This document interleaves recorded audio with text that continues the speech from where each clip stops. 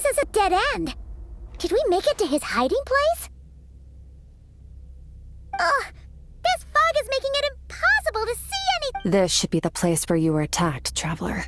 The missing part of your soul should be nearby.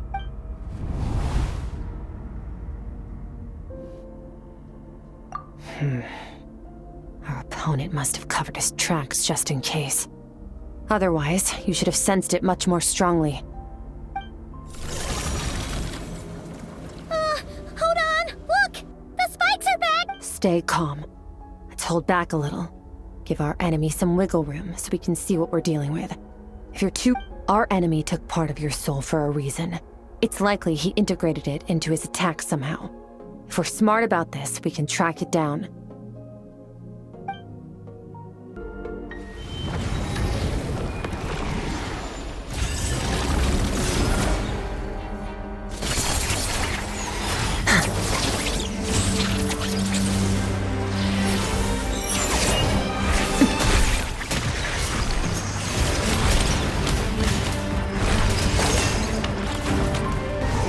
From the start, the attacks have been focused on me. Trying to break through my defenses? I see.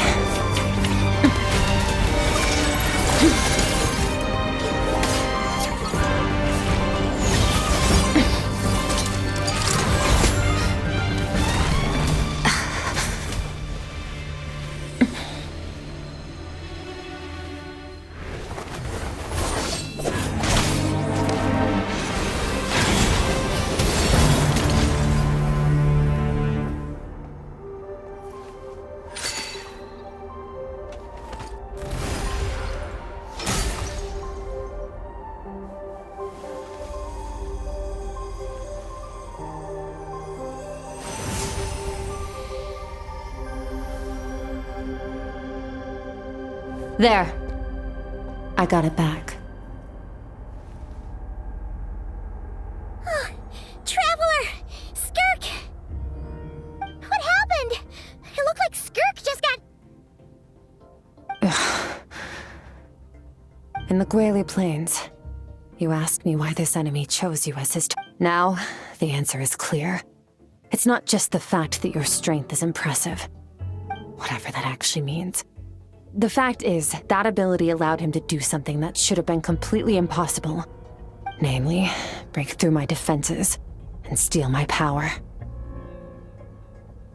No, he couldn't have known I'd come to his domain. He only stole your soul fragment because he knew the value of its power. I doubt he expected it to come in handy so soon. Call it fate if you want. I believe that's the term they use in this world for arbitrary coincidences like this. In any case, it works to our advantage. Once I realized what he was using that power for, it gave me the chance to get back what you I'll cope. Well, done gorging? Good. Time to answer some questions. How did you get the power of the all-devouring narwhal? The all-devouring narwhal? Oh, of course! Paimon knew that spike thing looked familiar. It looks just like— I highly doubt you acquired that power through your own strength. Tell me you're desperate enough to scour the land for god remains and whatever vestiges of power you can find. That alone proves you wouldn't be able to defeat a creature like that. Which leaves one possibility. You know my master, the Foul, Sertologi. The Foul? Who dares call him foul?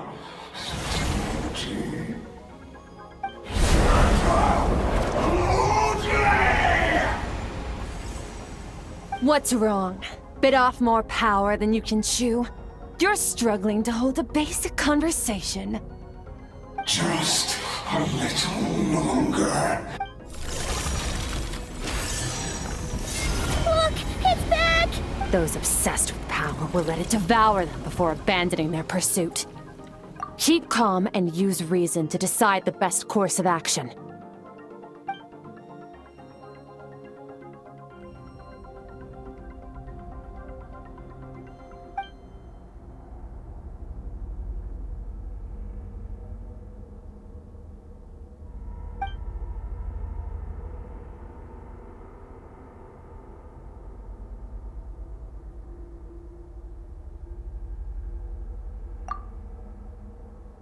Wise decision. Final victory doesn't always come after a single battle. You've got your soul fragment back, so we both got what we came for. Let the enemy draw breath while he can. It won't be for long. Get us out of here, Traveler. You'll need to lead the way this time. I decided to investigate in the first place, but suspicions only— Phew. Oh, we should be safe here, right? I no longer sense his presence. Weaklings like him will find that my power is not so easily controlled. He won't be leaving that place until he's managed to digest it. You seem surprised. I suppose that's fair. You've seen but a fraction of what that whale is capable of. That gaping maw could swallow a planet whole. It's called the all-devouring narwhal for a reason. Devouring is what it does best. It can extract power from anything, dead or alive, as long as it manages to make— Yeah. When we had our run-in with that thing, Neverlet mentioned that it has an instinct. Your dragon friend recognized the nature of its abilities and used the power of Hydro to protect you. That worked because it was in a satiated state, so it was somewhat less aggressive than usual. It's a different story when it has no more power to feed off of. That's when its true voracious nature kicks in. It could devour everything on the planet in that state, which is why I cast it into that void space. But I hadn't counted on there being anyone left on this planet capable of wielding its power. To me, that says he must have encountered the whale a long time ago. Meaning, he must have known my master. Exactly. It told me everything I needed to know. Hence why I said we both got— And I believe that brings our transaction to an end. Now that you're whole again— No way! This isn't my first taste of failure or losing power. When you fall, you get back up again and become stronger. That's how it is. But what if that monster finds you before you're all better? Plus, how are you gonna get home? It's not like you can just go swoosh and open. So, sticking with us for the time being doesn't sound so bad, does it? Fair enough. Then take this. A bag of Mora. Nothing in this world is free. I know that much. I'll leave the planning to you. Hurry up and decide where to go. We should—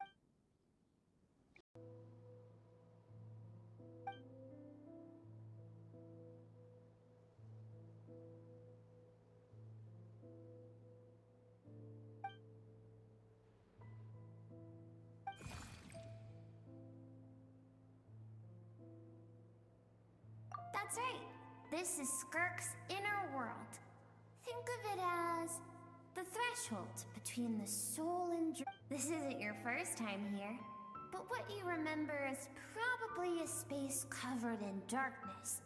I only managed to illuminate a small port. Actually, it's my first time talking to— I only managed to break free and bring you here because the injury weakened her power. I guess that's why I can speak again. Call it fate, if you want. I think that's the word they use in this world for a lucky— Now, before I take you to her, I gotta ask.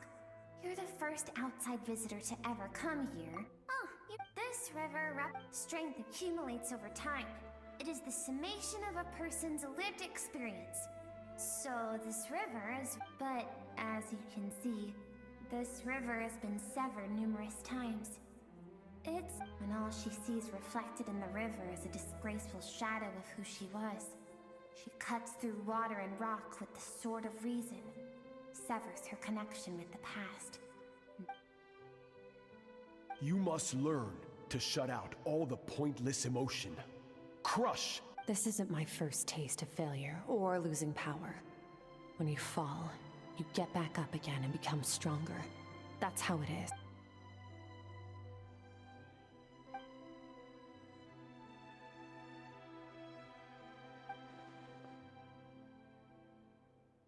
The answer to one mystery invites another question, I see. Let's follow the river upstream. There among the cliffs, among the memories etched into her heart.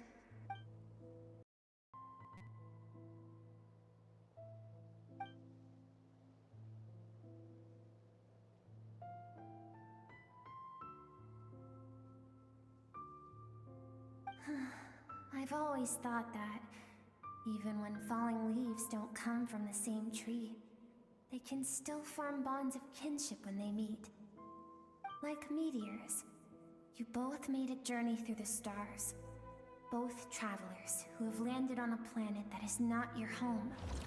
Yet, when she first noticed your presence, although she hesitated for a moment, she still chose to.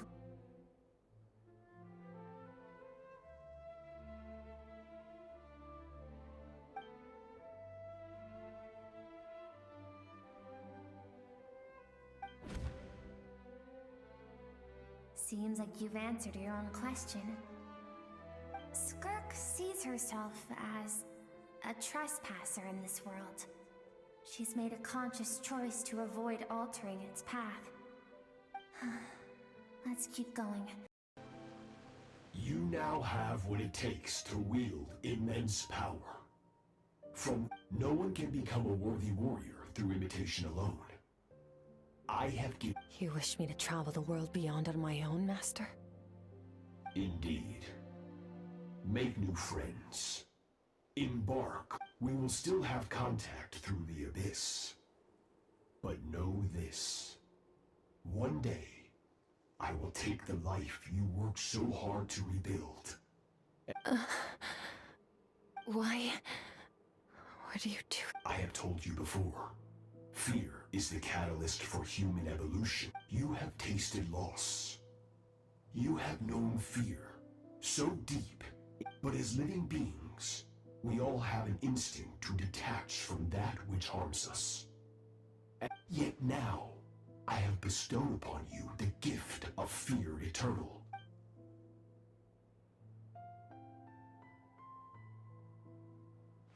That is what Skirk's master, the foul, Kristallina. Of course, as a higher being, he could appear as a beast, a human, or even a monster that defies description. The form you see him in here.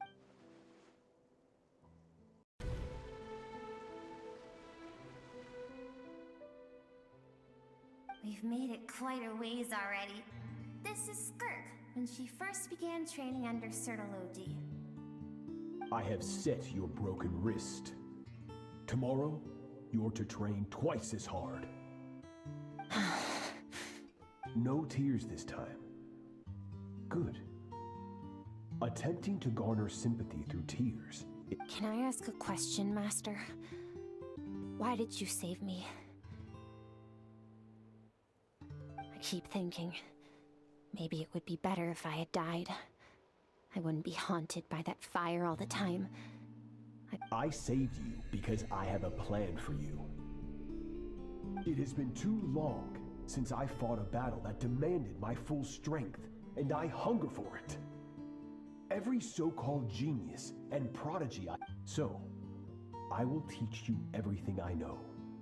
Train you by whatever means necessary. But I don't want to draw my sword against you, Master. What you want matters little. Among the boundless sea of stars, the cries of the weak are but faint murmurs that disappear into the void. Yes, Master.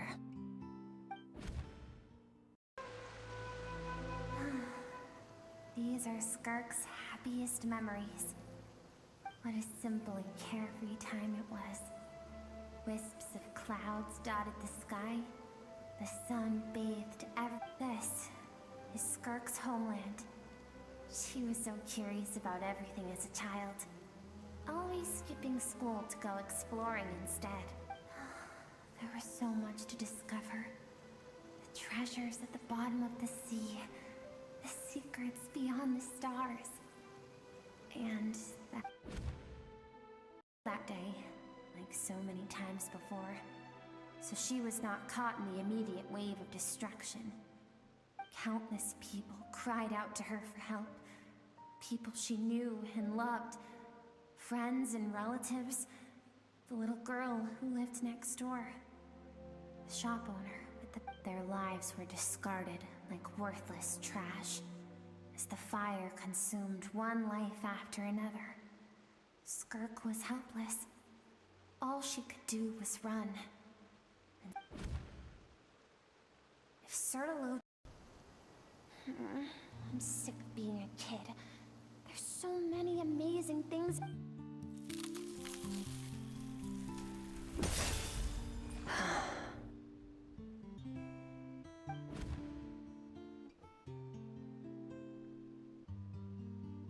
I remember. There was a song Mom and Dad always sang when we went dancing water. The sand along your path is begging for your song and movement. Will you carry this burden with you on your journey? I am not the dancing water, and you are not the burdensome sand. But if this is your wish, I should be thanking you.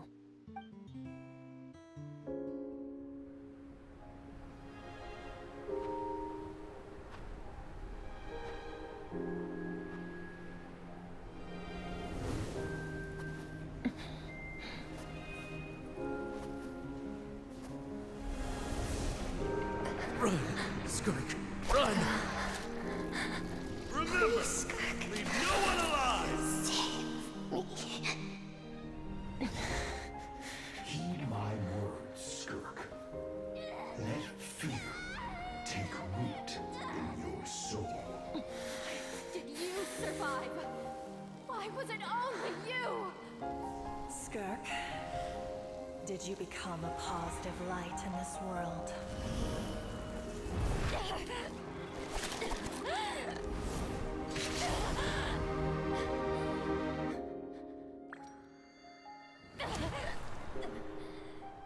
Hey, this doesn't have to be the end.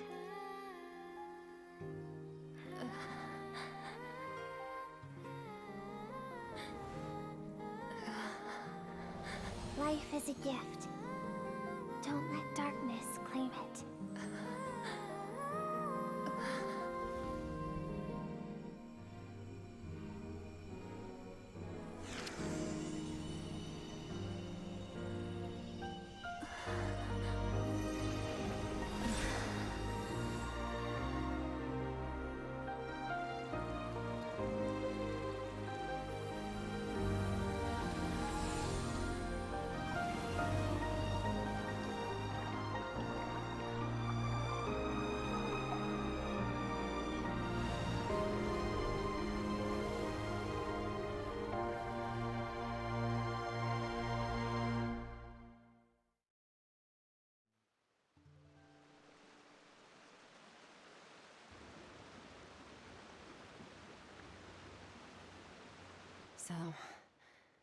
So, I once asked my master if survival of the strongest was the law of the universe. He said no, but in a world without order, those with no moral boundaries tend to be the ones who survive. That's why, after hearing his answer, an idea came to mind. An idea that, one day, I would create a new world order. One in which there would never be another tragedy like that fire. One in which power was not the law of the land. But that means I must defeat him. Because my master, Sertaloji, is, at the core, a defier of all rules. Yes, and not just because of the gap in our abilities, but also because I have no reason. Although his decision to train me was not made out of kindness, he did everything a master should. He saved my life, taught me the sword and the principles of strength. And for that, I know. And it's not something I want. But Master never goes back on his word. He's no longer into that. But he sends me messages through the abyss every now and then. Most of them are simple greetings, or every time I hear from him, my heart skips a beat. And I wonder if this is the moment where he'll finally appear before me and tear down everything I've built. Maybe that means I do live in eternal fear, just like he said. Yes, I respect him, but I'm also afraid of him. And for that reason, the pursuit of strength consumes every moment of my life. I don't know what Master has planned, but I have to be ready. Help me? Why? This isn't your fight.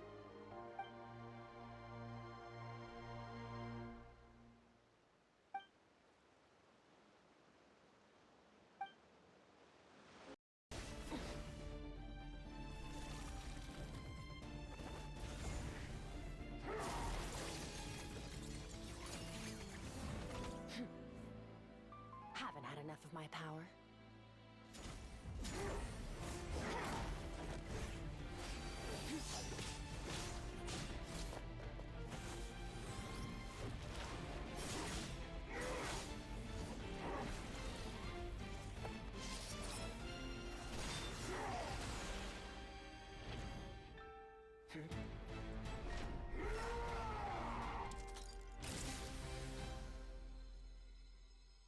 Well then, let's see how much more of this power you can handle.